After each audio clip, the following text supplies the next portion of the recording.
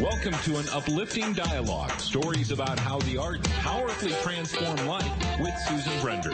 This is V for Vitality. This show has been made possible by the support of Plantronics, an endpoint company celebrating 50 years of innovation. I'm Susan Brender, and this is V for Vitality.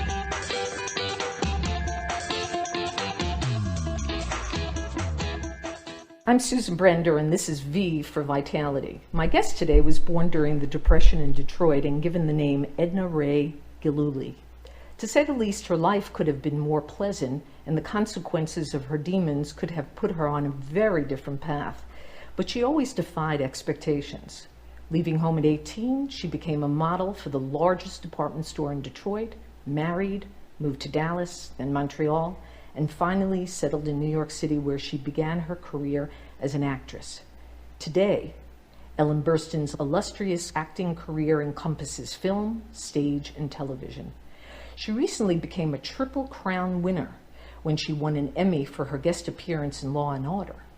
Ellen was nominated for an Academy Award 5 other times. Remember The Last Picture Show, The Exorcist, Same Time Next Year, Resurrection, and Requiem for a Dream. It's very notable, I think, that you were also the first woman to be elected president of Actors Equity Association and served as the artistic director of the famed Actor Studio, where you studied with Lee Strasberg. As a woman, what was it like to be with Al Pacino, Harvey Keitel? The early part was kind of hard, but I've also enjoyed life enormously. I've had great success and great blessing and good fortune and luck. So I just feel grateful at this stage. I'm a year and a half from 80 now, and I'm so happy to still be A, alive, and B, working, and C, functioning as a human being. I'm still acting as artistic director of the Actors Studio, and I'm still sharing the presidency with Al Pacino and Harvey Keitel, who are wonderful men, great to work with. They're very intelligent and steeped in the work of the studio and great supporters of the studio. So I'm there a lot. I'm still moderating the sessions whenever I can, whenever I'm not working. And I feel full of vitality, the name of your show, and I think it's for 3 reasons. A, I eat well. B, I exercise. And C, I use my creative energy all the time. My main avenue of creativity is acting, but I make sure that I'm always using my creative energy, even when I'm not acting, by photography or gardening or writing, because I learned early on that if you've been given the gift of being an artist, you must use that energy or it backs up on you and you end up smoking dope and drinking alcohol and acting out in various ways, trying to calm it all down, try to get rid of it. That's what I did in my early life. I didn't understand that I was an artist. I'd like to understand a little bit about your past, if you're comfortable in discussing this. Well, in those years, when I was a child in the 40s, there was no Dr. Spock, and there was nobody advising parents on how to be parents. And the only rule that everybody went by was spare the rod and spoil the child. So that's the only child guidance I ever heard around me. So the rod was not spared in my house. Now, I can't imagine you thinking that that was a good time for you or the right way to raise a child. Am I correct? Hardly. As a matter of fact, I used to take notes. I used to say, well, I'm never going to do that to my child when I grow up. Okay. So now we jump forward and we find a person so many years later who has been able to forget. No, I don't think forgetting ever helps, because you never forget. I mean, you can repress, but that'll always cause trouble of one kind or another. It's more like transform. and it's transforming those events into art. That's what I do. I mean, I think that the reason why I can fulfill some of the difficult roles I've had is because I've had those experiences. And, suffering is something that is a great teacher. And I think it would be very hard to be a really good actress and never having suffered at all. After a while, you end up saying, this is my path. This is the way it happened. And now it's up to me to either transform it and use it and make art out of it, or go under. And then obviously the better choice is to use it. You know, your mother, it's interesting. I know that in your book you say that you confronted your mother years later about the damage done by the violence in your home, and she said, well, did you ever stop to think of what it was like for me to be the mother of Ellen Burstyn? I thought that was very funny, and I said, well, I wasn't Ellen Burstyn then. And she said, oh, yes, you were. So Ellen Burstyn was in you from a very early age. How is it that you had that desire to act and to be someone different? You know, there's a great word, I think it was coined by Socrates, called the entelechy. And the entelechy of an oak tree is in the acorn. So an acorn grows into its fully realized being. And I think that we all have that in us. We all have the whatever it is that we could be if we were fully realized. But as some acorns fall too far from the tree and they get too much sun, or they fall too close to the trunk and they don't get enough sun, only a few of them fall just the right amount from the tree. So I think that's what happened to me, that I was able, for whatever reason, to fulfill what was obviously a genetic propensity, because acting came easy to me. The first time that I auditioned was for a lead on Broadway, and I got the role, and I had never studied. So obviously it was something that was in my genetic construction. But a lot of other things had to go with that too. Luck, perseverance, will, and I don't know how many of those things are genetic, but I was given a lot to work with, and I'm grateful. I'm grateful for all of the experiences, actually. Let's talk about the challenge that your Academy Award winner, Alice Doesn't Live Here Anymore, had for you. What was it that made that an Academy Award winning role? Well, at the time, there was no, which was 1973, there was no such thing as a film told from a woman's point of view. It didn't exist. And I was shooting The Exorcist, and John Calley, the president of Warner Brothers, called me and said, we want to do another picture with you. And I said, great. And so he started sending me all the scripts that they had, and every one of them was either a prostitute or the dutiful wife or the victim or the woman that stood by her husband as he went out to save the world, and she made a nice dinner for him when he got home. I don't want to make a movie like that. I'd like to make a movie from a woman's point of view. So I started looking for the scripts. And I found this one by Bob Keitel that I thought was from the woman's point of view, or at least had the possibility of being that. And I gave it to Warner Brothers, and through a lot of complicated maneuvers, they bought it. And they asked me if I wanted to direct it, and I said no. I didn't feel ready to direct it. I asked Francis Coppola, who's a new, young, exciting director, and he said, well, look at a film called Mean Streets, which hadn't been released yet.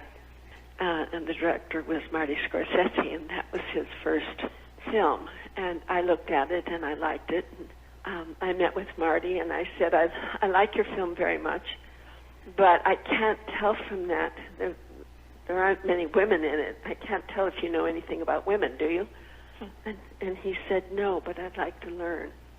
So he came on board, and we made Alice, and it was the intention that it be a woman's story from a woman's point of view. And so I brought as many of my experiences from my own life to Bob Getchell's wonderful script and incorporated them. And we made Alice, and it was a watershed film. When you talk about something like a watershed film, a woman, a staff that was amazing to work with, Scorsese to say the least, was life really good at that point? Well, I was having a difficult marriage at that point. My husband became psychotic. Say that life was very full, very rich, and still had a lot of trauma going on. So, it's all good, really. It's how you handle it. It's how you relate to it that matters, because that wonderful line in Resurrection when man in the gas station says to me, if life keeps on giving you nothing but lemons, just make yourself a glass of lemonade. Well, that finally is the best philosophy, It's not what happens to you, it's what you do with it. Even though the traumas were going on around you, were you able to use your art as a way to transform some of the problems, or transform yourself, and also push the problems aside, or did you not push them aside? What was happening? I always liked the thing I read somewhere about that theater was born the first time somebody stood up around the campfire and started to tell the tribe their own story. And that, to me, is such a vivid example of what the arts do. They reflect to the tribe their own story. And to me, the happiest people in the world are the ones who realize what their mission is, why they're alive, what they're here to do. And the unhappiest ones are the ones who just aren't sure why they're here or what they're supposed to be doing. So, for me, life kind of opened the path before me by having me be successful. Then it became clear, this is a path. This is a way to go. Yeah, and so you're using that path and that talent and skill to bring happiness to your lives. Like you want to translate what you've learned and what you can do to others. Do other people mean something to you? Do you have a goal in reaching people? Oh, absolutely. When my memoirs were first published, I went, why did I write all of that? Why did I put all of that out there? What's the matter with me? But then when I started getting letters from people, and people stopping me on the street and saying, thank you so much for being so honest, because I've had those experiences in my life and I carried such shame about them, and it really helps me. So it is very important to me to feel that the difficulties in my life have somehow gotten transformed into my work, and other people see it, and they're looking at a reflection of themselves. They recognize the human experience of their own lives in my work and feel less alone. Less alone, a very interesting point. Let's just finish off on the point of vitality. How would you describe for yourself the word vitality and what it means to you? Well, to me, vitality means how much life force is flowing through you. And I think when people don't exercise not only their bodies, but their minds or whatever creative talent they have, winds down and gets thin. And the more I find personally, the more that I stimulate myself, my breath, my blood, my muscles, my brain, and my desires, what I want. What do I want to see? I just went to Scotland because I'd always heard about Scotland being a wonderful place. And going there and seeing Edinburgh and getting into the history of Scotland was such an enriching thing for me. Now, not everybody can afford to go to Scotland or the place of their dreams, but there are ways within everybody's, even if it's just going to a park and looking at the beauty of a park, stimulating your sense of beauty and wonder of the world. I think that activates the life force and brings more in. Just taking a walk every morning, and being helpful to other people, volunteering in hospitals, like one of the lowest points in my life when I found out I wasn't going to be able to conceive. I went to Bellevue and volunteered as a toy lady to the children who lived in Bellevue. It helps to help other people.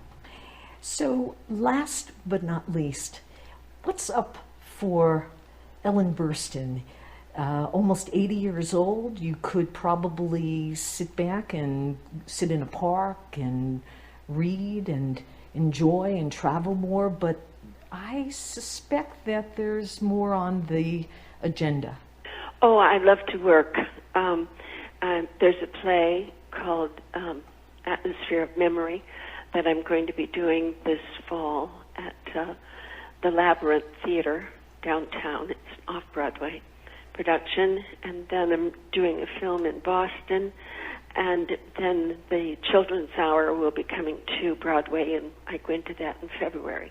So I have a lot of work piled up and to be working because I know so many people are out of work now. But that's, when I'm not working, I do photography or something else, as I said before, because I think it's really important to, put out effort into things that interest you.